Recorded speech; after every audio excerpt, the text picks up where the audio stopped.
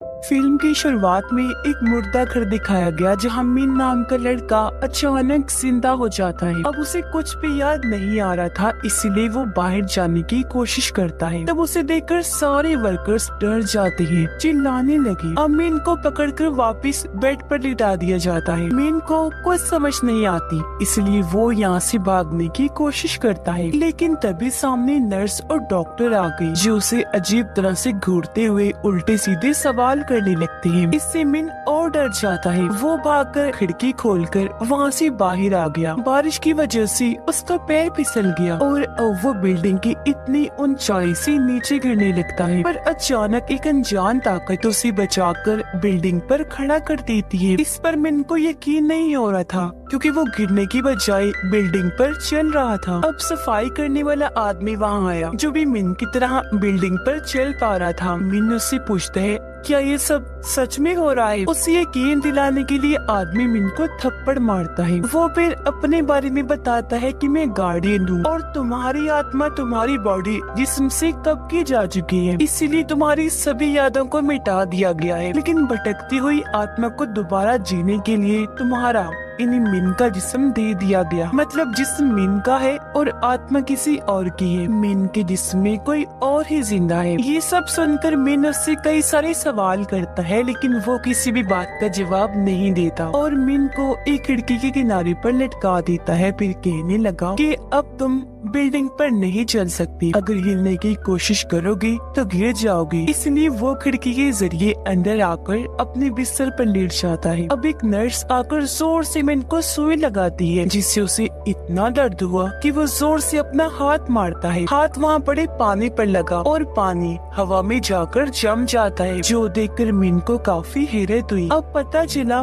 कि नर्स असल में गार्डियन है, क्योंकि वो अपनी मर्जी के मुताबिक कोई भी रूप ले सकता है। यहाँ गार्डियन मिन के अंदर की आत्मा को बताता है कि तुम्हें ये जिस्म हमेशा के लिए नहीं दिया गया। फिर एक सैंड ग्लास देते हुए कहते हैं कि अगर तुमने 100 दिनों के अंदर अंदर ये पता ना लगवाया कि मिन ने अपनी जान क्यों ली, तो फिर तुम्हारी आत्मा को इस जिस्म से निकाल दिया जाएगा और तुम हमेशा के लिए मर जाओगे। फिर जाते जाते गार्डियन कहता है, और हाँ, ये बात किसी को न बताना कि तुम मिन नहीं हो। उसे हॉस्पिटल से छुट्टी मिल जाती है। मिन अपनी मॉम के साथ घर आ गया। अपनी मॉम से पूछता है कि जिस मैंने अपनी जान लेने की कोशिश की उस दिन क्या हुआ था। वो कहती है कि चुप कर जाओ, मैं इस बारे में कोई बात नहीं करना चाहती। अब मिन अपने डैड को देखते है जो कॉल पर मसरूफ थे। वो जब उसे देखते है तो मिलने के लिए इंतजार करने का कहते हैं, जिस पर मिन को काफी अजीब लगा कि मेरे डैड बजाय मुझसे मिलने की इंतजार करने का कह रहे हैं। रात को जब सारे सो रही थी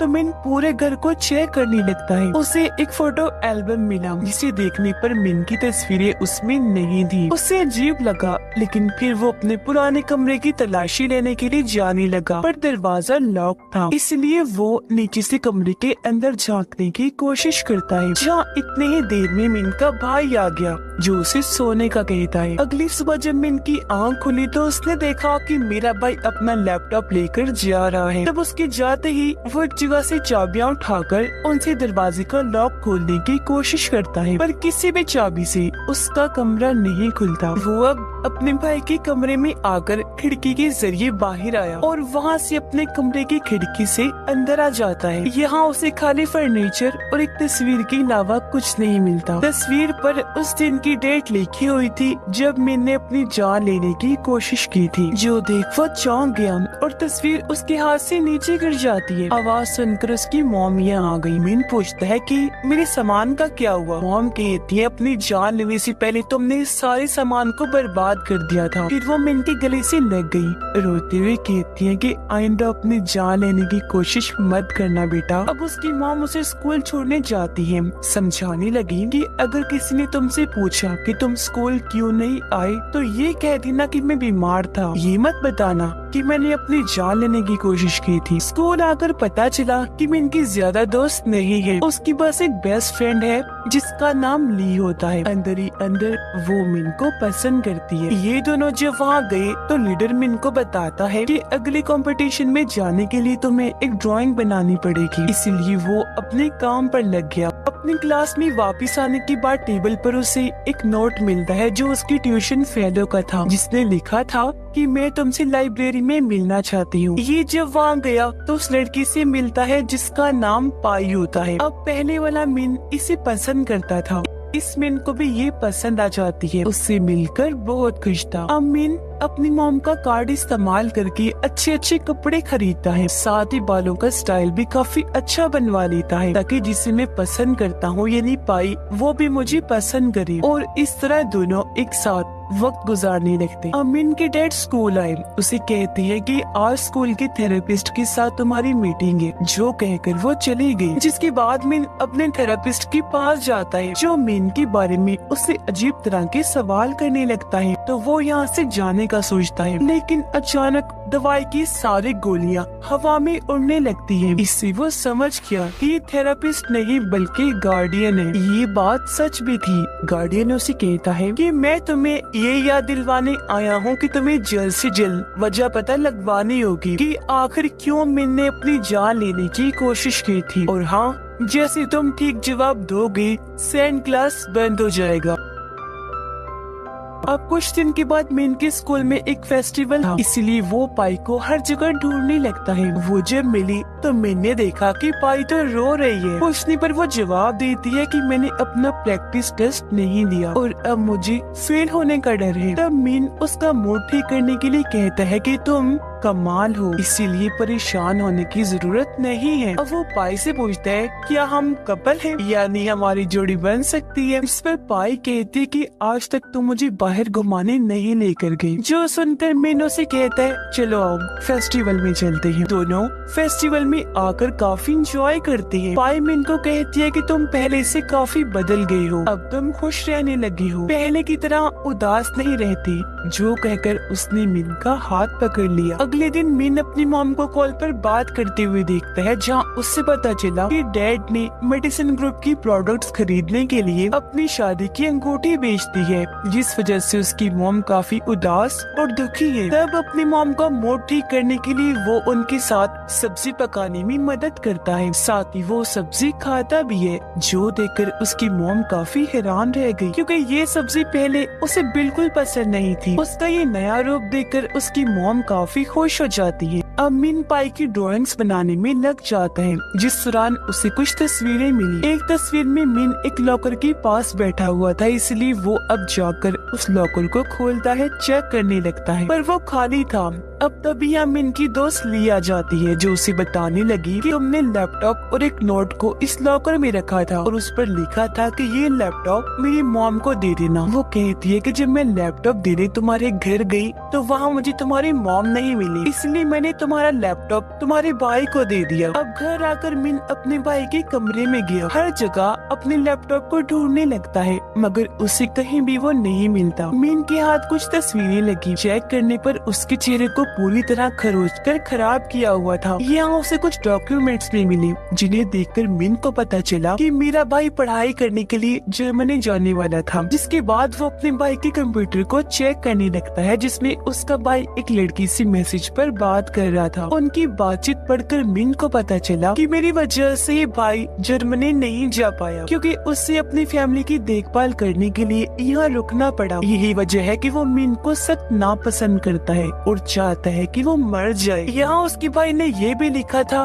कि मुझे अपने भाई मिन के लैपटॉप में एक आखिरी अलविदा का खत भी मिला था, जो मेरे भाई ने मरने से पहले लिखा था, और मैंने अपने मॉम डैड को इस बारे में नहीं बताया। तो यहाँ मिन को पता चल गया कि मेरे भाई के पास जो दूसरा लैपटॉप है वो मेरा ही है। तो उसे ढूंढने के लिए वो अपने भाई के कॉलेज जाता है। उसे अपना लैपटॉप मिल भी गया, जिसे उठाकर वो घर आ जाता है। इससे पहले उसे देख पाता, यहाँ उसका भाई आकर लैपटॉप छीन लेता है, फिर कहने लगा कि हमारी फैमिली तुम्हारे बगैर ही खुश है। जो कहकर वो लैपटॉप को घर से बाहर फेंक देता है। इसलिए मिन जल्दी से अपना लैपटॉप लेने बाहर आया, देखता है ये लैपटॉप तो हवा में तैर रहा है। दरअसल वहाँ औरत के रूप में गार्डियन बैठा हुआ था, जिसने अपनी ताकत से लैपटॉप को हवा में रोक दिया था, और अब अगले ही पल उसने लैपटॉप जमीन पर गिरा दिया। जो करने के बाद वो मिन पर हंसने लगता है। मिन जल्दी से लैपटॉप लेकर घर आया चेक करने से उसे पता चला कि मैंने बोतल में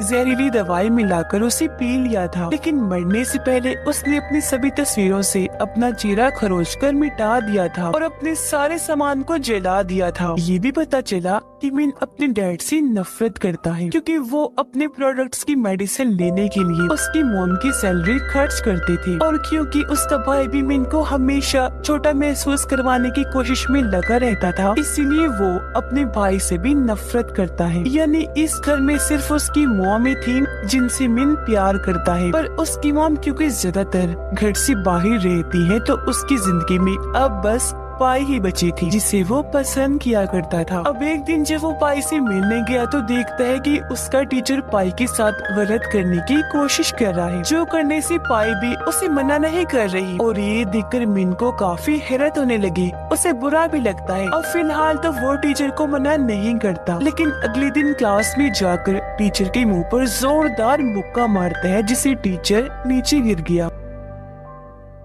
फिर वो पाई को अपने साथ छत पर लेकर गया, पूछता है कि कल रात तुम क्या कर रही थी? टीचर तुम्हारे साथ गलत कर रहा था और तुम करने दे रही थी, आखिर क्यों किया तुमने ऐसा? जिस पर पाई रो पड़ती है, कहती है कि मैं उस टीचर को जरा पसंद नहीं करती, हमारे बीच ऐसी वैसी कोई बात भी नहीं है, मैं फिर भी उस टीचर के साथ इसलिए रहती हूँ क्योंकि उनकी वजह से ही मैं ओलंपिक्स टीम में जा सकती हूँ। जिससे पता चला कि पाई के लिए अपने फ्यूचर मुस्तकबिल के अलावा और कोई चीज मायने नहीं रखती, जिस पर मिन को काफी बुरा लगा। वो सोचने लगता है जिसे पाई को मेरी जरूरत नहीं, इसलिए वो उसे नीचे की तरफ इशारा करके कहता है कि मुझे मर ही जाना चाहिए। अब स्कूल में मिन के डैड आए जो उसे डांटने लगते हैं क्योंकि प्रिंसिपल ने उसकी शिकायत कर दी थी। वो उसे डांट रहे थे कि तभी मिन भी उन पर गुस्सा करने लगा, कहता है कि आप भी कोई अच्छी नहीं हो क्योंकि आपने प्रोडक्ट्स खरीद ली, मेडिसिन ग्रुप का हिस्सा बनने के लिए मेरी मॉम की अंगूठी बेची। जो बोलकर वो यहाँ से चला गया। अब मिन को अपनी मॉम का बिजनेस कार्ड मिलता है जिसके पीछे एक घर का एड्रेस लिखा हुआ था। उस एड्रेस पर जब वो गया तो अपनी मॉम को एक आदमी के साथ देखता है जो उसकी मॉम का दोस्त था, यानी उनका चक्कर चल रहा था। उसकी मॉम ने भी मिन को देख लिया था। वो उसे समझाने के लिए जाने लगी, पर मिन जो पहले काफी दुखी था वहाँ से चला जाता है और अब वो एक पुल के ऊपर आकर खड़ा हो गया। नीचे देखकर सोचने लगता है कि एक बार फिर मुझे अपनी जान ले लेनी चाहिए। बारिश हो रही थी जिसकी बूंदे अचानक हवा में ही रुक जाती है क्योंकि वहाँ गार्डियन आ गया था जो इस वक्त बच्चे के रूप में था। वो मिन के पास आकर पूछता है कि बताओ वजह क्यों आखिर मिन ने अपनी जान लेने की कोशिश की थी। तो वो जवाब देता है क्योंकि मिन इस जिंदगी से नफरत करता था और उसने जो भी किया उसमें उसकी फैमिली और पाई जिम्मेदार है, ना कि मिन जिनसे तंग आकर ही उसने अपनी जान लेने की कोशिश की थी क्योंकि वो सभी लोग भरोसे के काबिल नहीं है। मिन के जवाब देने के बावजूद भी उसका सैंड ग्लास बंद नहीं होता, जिसका मतलब था ये जवाब उसने गलत दिया था। इसलिए गार्डियन कहता है कि गलत जवाब, और अब ठीक जवाब देने के लिए तुम्हारे पास 3 दिन का टाइम है। जिसके बाद वो अपने घर आकर अपनी सभी चीजों को तोड़ने लगता है। तभी यहाँ ली आई उसे कहती है कि तुमने अभी तक अपनी ड्राइंग क्यों नहीं बनाई। मिन जो पहले गुस्से में था कहता है कि तुम्हें मेरी फिक्र करने की जरूरत नहीं है। इसके अलावा और भी कई सारी गलत बातें वो करता है, यहाँ तक कह देता है कि मैंने तुम्हें कभी अपनी दोस्त समझा ही नहीं। ये सुनकर वो काफी दुखी हो गई, यहाँ से चली जाती है। अब मिन और उसके डैड उसकी मॉम को लेने गए जो आज के दिन काम करके घर वापस लौट रही थी। मिन बाथरूम जाने का कहकर अपने मॉम डैड को अकेला छोड़ देता है और अब वो बाथरूम जाने की बजाय छुपकर मॉम डैड की बातें सुनने लगता है। उसने देखा कि डैड ने जो शादी वाली अंगूठी बेच दी थी वो उसके डैड मॉम को वापस कर रहे हैं, और अब यहाँ उसकी मॉम डैड को बता देती है कि मेरा ताल्लुक एक दूसरे आदमी के साथ भी है, जिस पर उसके डैड बिना कोई बात किए वहाँ से चले जाते हैं। इसलिए अब मिन और उसकी मॉम अकेले थे। गाड़ी में आकर वो मिन से माफी मांगती है, फिर रोते हुए बताने लगी कि मैं अपनी फैमिली के साथ रहना चाहती हूँ, इसलिए उस आदमी के साथ मैंने ताल्लुक तोड़ लिया है। पर यहाँ मिन अपनी माँ को माफ करने से मना कर देता है और बता ही देता है कि मैं तुम्हारा बेटा नहीं हूँ, उसके जिस्म में कोई और हूँ, तुम्हारा असली बेटा मर चुका है क्योंकि तुम एक बुरी माँ हो। उसकी मॉम क्योंकि रो रही थी तो उनका गाड़ी पर से ध्यान हट गया, इसीलिए काफी बुरा एक्सीडेंट हो जाता है जिससे दोनों बेहोश हो गई। अब जब इनको होश आई तो वो खुद को हॉस्पिटल में पाता है। वो जल्दी से अपनी मॉम को देखने गया जो अभी भी बेहोश थी। यहाँ उसका भाई भी था जो मिन को बताता है कि मॉम की हालत काफी सीरियस है। अब तो मुझे ये बताओ कि तुमने अपनी जान लेने की कोशिश क्यों की, मुझे कुछ क्यों नहीं बताया? अगर तुमने मुझे बताया होता तो मैं तुम्हारी मदद करता। और हाँ, अभी सोचना बंद कर दो कि तुमसे कोई प्यार नहीं करता। पागल, सभी तुमसे प्यार करते हैं। अब क्योंकि मिन की हालत ठीक थी तो उसे घर भेज दिया गया। यहाँ मिन को एहसास हुआ कि मैं खुद गर्ल्स लोगों की तरह सोच रहा और कर रहा हूँ, जिसके बाद वो अपनी ड्राइंग को पूरा करता है। और अगले दिन ओलंपिक्स टीम का ऐलान किया जाता है जिसमें पाई को भी चुन लिया गया था। इस खुशी में पाई को एक स्पीच देने का कहा जाता है, लेकिन जब वो मिन को वहाँ देखती है तो शर्मिंदा होने की वजह से कुछ बोल ही नहीं पाती, यहाँ से चली जाती है। मिन उससे माफी मांगता गले से लगा लेता है, फिर बताने लगा कि उस दिन मैं बहुत ज्यादा गुस्से में था तो बिना सोचे समझे मैंने तुमसे कुछ भी बोल दिया। और हाँ, तुम्हें खुद पर भी गुस्सा नहीं होना चाहिए क्योंकि ये सब टीचर की गलती थी। उसकी बातें सुनकर पाई को हौसला मिला तो वो अपने टीचर की सच्चाई बताने के लिए प्रिंसिपल की ऑफिस जाती है। इसके बाद मिन कमली से मिला, उससे भी माफी मांगता है, फिर कहने लगा कि तुम अकेले हो जो हमेशा मेरे बारे में अच्छा सोचती हो, मेरा साथ देती हो, जिसके लिए तुमने कभी भी अपनी तारीफ तक नहीं की। ये सुनकर ली उसे माफ कर देती है, फिर कहने लगी कि तुमने टीम को ड्राइंग बनाकर नहीं दी थी ना, इसलिए मैंने टीम को तुम्हारी पुरानी ड्राइंग दे दी। और अब जब स्टंट कार्ड पर मिन अपनी पुरानी ड्राइंग देखता है तो वो काफी हैरान रह गया क्योंकि ये तो वही वाली ड्राइंग थी जो अभी अभी उसने पाई के लिए बनाई थी। और अब थोड़ी ही देर में मिन के दिमाग में उसकी पुरानी यादें आने लगती हैं, जिससे उसे मिन की पिछली जिंदगी दिखाई देती है। इसमें उसे अपनी फैमिली और पाई के साथ गुजारी गई सभी अच्छे पल दिखाई देने लगते हैं। और अब ये सब सोचते सोचते अचानक मिन सीढ़ियों से नीचे गिर जाता है। ऐसा होने से उसका सैंड ग्लास जेब से निकलकर नीचे गिर गया, जिसके साथ ही अचानक से मिन अपने कमरे में पहुंच जाता है। मिन समझ जाता है कि उसने अपनी जान लेने की कोशिश इसलिए की थी क्योंकि वो नहीं जानता था कि जिंदगी में अच्छी चीजों पर ध्यान कैसे दिया जाता है। इसलिए अब वो मान जाता है कि मेरी जान लेने की कोशिश में